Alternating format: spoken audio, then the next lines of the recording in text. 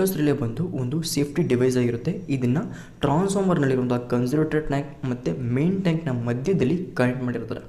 ಈ ಬುಚರ್ಸ್ ರಿಲೇ ಬಂದು gas detect type relay ಆಗಿರುತ್ತೆ. ಈ ಬುಚರ್ಸ್ ರಿಲೇನಲ್ಲಿ ಮೇಯ್ನಾಗಿ 2 ಎಲಿಮೆಂಟ್ ಇರುತ್ತೆ, ಸರಿನಾ? 2 ಪಾರ್ಟ್ ಇರುತ್ತೆ ಅಥವಾ 2 ಎಲಿಮೆಂಟ್ ಇರುತ್ತೆ. ಒಂದು ಅಪ್ಪರ್ ಎಲಿಮೆಂಟ್ ಅಂತ. ಈ ಅಪ್ಪರ್ ಎಲಿಮೆಂಟ್ನ ಫ್ಲೋಟ್ನ ಜೊತೆ ಕನೆಕ್ಟ್ ಮಾಡಿರ್ತಾರೆ. ಫ್ಲೋಟ್ ಅಂದರೆ ಬೇರೆ ಏನೂ ಇಲ್ಲ, ನೀರಿನ ಮೇಲೆ ತೇಲಾಡುತ್ತಿರುತ್ತಲ್ಲ ಒಂದು ಸುಚ್ಛ್ರತಿ, ಅದನ್ನೇ ಫ್ಲೋಟ್ ಅಂತ ಕರೀತಾರೆ.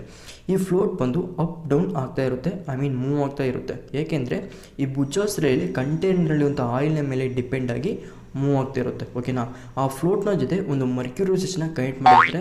ಈ ಅಪ್ಪರ್ ಎಲಿಮೆಂಟ್ನ ಅಲಾರಾಮ್ ಸರ್ಕ್ಯೂಟ್ಗೆ ಕನೆಕ್ಟ್ ಮಾಡಿರ್ತಾರೆ. Next one lower element. ಇದು ಕೂಡ ಫ್ಲೋಟ್ ಮತ್ತು ಮರ್ಕ್ಯೂರಿ ಸ್ವಿಚ್ನ ಹೊಂದಿರುತ್ತೆ. ಈ ಫ್ಲೋಟ್ ಬಂದು ಮೇನ್ ಟ್ಯಾಂಕಿಂದ ಕನ್ಸರ್ವೇಟರ್ ಟ್ಯಾಂಕ್ನ ಇನ್ಲೆಟ್ ಪೈಪ್ ಇರುತ್ತಲ್ಲ ಅದರ ಫ್ರಂಟ್ನಲ್ಲಿ ಪ್ಲೇಸ್ ಮಾಡಿರ್ತಾರೆ. ಈ ಸ್ವಿಚ್ನ ಟ್ರಾನ್ಸ್ಫಾರ್ಮರ್ನ ಟ್ರಿಪ್ ಮಾಡೋಕ್ಕೆ ಉಪಯೋಗಿಸುತ್ತಾರೆ, ಸರಿನಾ?